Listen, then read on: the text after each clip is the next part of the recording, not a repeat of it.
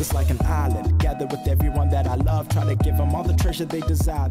After Matric, Zotile Langa, better known as Solo, was on his way to being a chartered accountant, until the day his years of privately working on tunes and writing lyrics made him realize music was his calling. It's actually quite cool to see you in your natural habitat. Yeah, man. Yeah, this is what I do, man. Yeah, this is where the magic happens. For real. But before we get too far, where does the name Solo come from? I got the name Solo back in primary school, right? So I went to Dominican convent, and every first and second break, there'd always be these kids that have these ciphers, and they were always much older than me, and they were always in these cliques. And as soon as I kind of got the courage to really spit my own bars, I'd go into that space, and I was this very little kid trying to muscle himself into these larger kids. And the name came from me just coming in on my own, you know? And that kind of evolved to be a metaphor for music that you make without any kind of assistance. Because essentially that, for the most part, that's how I made my own music. You and De Niro won Most Stylish Couple in the 2017 SA Style Awards. Does she have a hand in your style? Look, I mean, what we've often done is for specific events and stuff, we often look to complement each other. We definitely enjoy doing that, you know. It's something where we kind of see eye to eye when it comes to common interest. And we really like being hands-on just in terms of specific designs and stuff. But she, you know, handles it with her people, I handle it with mine. It seems as though men in hip-hop are coming to the party when it comes to fashion. And you being a style icon, winning GQ's Best Dressed last year, how important do you think is style in the music and business industry? Fashion will always be expression. And we pride ourselves in that when it comes to hip-hop. So this is just a different vessel. That's at least how I see it. So just in terms of your identity, your threads speak for you before like you even say anything, you know what I mean? And yeah, so I don't find it surprising. I think hip-hop is definitely gonna play in this role. Solo is busy recording the third in a trilogy of studio albums with his production team, the BETR Gang. This one will be titled See Plenty Dreams and is the culmination of 8 years in development. BETR Gang is spelled BETR. What does that stand for?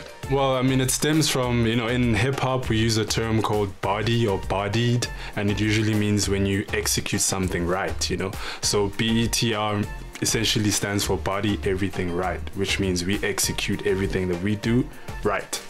How did the collective start, and how has the collaboration shaped your latest music? BETR Gang came together first. It was created by Books and Solo a long time ago, and they started recruiting other people, kind of like the Avengers. They went to get like superheroes that they each craft. So they got Solid the Gifted, Alienzo, and then they added me last, being synth and songwriter and vocals as well. How did it shape our sound is when you mesh everyone who's good at their said craft, you get a great like cacophony of geniuses working together to make one good thing. The industry you guys are in is quite cutthroat. How do you keep your creative integrity? Well, for us, it's been easy because we've always remained true to ourselves before the outside world comes in. We all like different things, and when you collect that, we found it's been more organic to create for us. So whenever we like something, we work on it to the point where we like it. We don't think about who else is gonna like it or not rock with it. So that's how we've been able to create what we like and be true to it by being true to ourselves and our own sound. To give this dedicated artist a change of scene from all the recording, it had to be something that moved him. And Ronnie Bierkus had the answer in Hartbeespoort Dam. Ronnie, how are you? Good, welcome. Thank you so much. Skywalk is a paragliding and powered paragliding school. I know paragliding, but what is powered paragliding? Well, the paragliding is free flying. So you do a lot of ground training. We take the guys to the top of the mountain. You launch through free flying. There's no engine involved. And then you saw like the eagles, you're trying to get as high as possible up and fly cross countries and have some hours spent.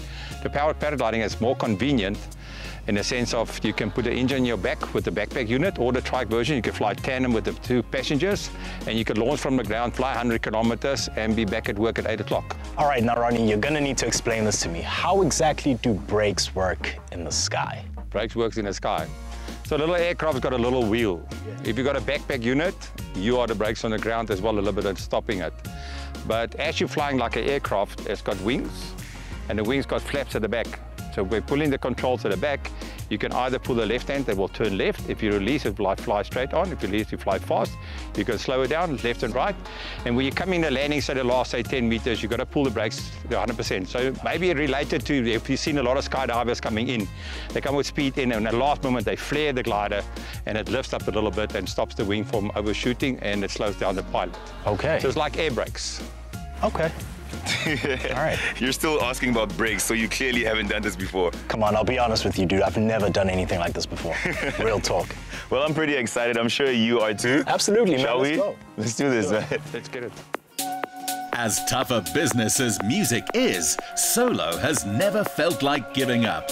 He admits to moments where he doubted his artistic decisions, just as he might have been second-guessing this paragliding idea.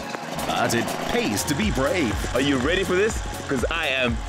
Papa Delta Tango. Let's go.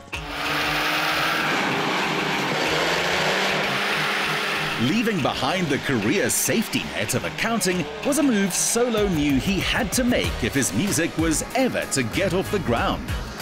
Before doing so, he'd read up extensively on the music industry and the laws that govern it. To this theory, he added the practical habit of shadowing artists and asking questions. Being such a fan of the process of music has paid off in how much he gets out of every hour spent rehearsing with his band or recording in studio. In his paragliding pilot, he recognized a similar discipline and passion. How was it? Incredible, man. Yo. Dude, this was so incredible. I even had to put on my glasses just to be like, I need to see what's going up in the heavens. To actually experience it. I know what you mean. Yeah, but I mean, man. this must be the same as how you feel when you're on stage, though. Yeah. I mean, if we're talking about levels of exhilaration, Yeah. it's right up there, man. This is you should experience it once. Yeah, I think, yeah. very, very dope. And if you had a message to everyone who's like, you know what, I want to be like Solo, what would it be? Always stay curious, belief in self, as cliche as that sounds, you know what I mean? But it's definitely key. This is a space for identity. Everybody is kind of looking to see what's next, but it really is about what does that individual have to offer. No one is going to tell your story. So yeah, I think definitely hone in on what kind of makes you you, but stay curious. Well, Solo, if today was anything to go by, your career is definitely not limited by the skies. Thank you so much for coming through and spending an awesome day. Thank you so much, my G. This was so dope, man. I'm glad we did this, man. Bro, there's a sunset, and I feel we need to do that slow-mo sunset. You want to go? All right? 3, 2, 1.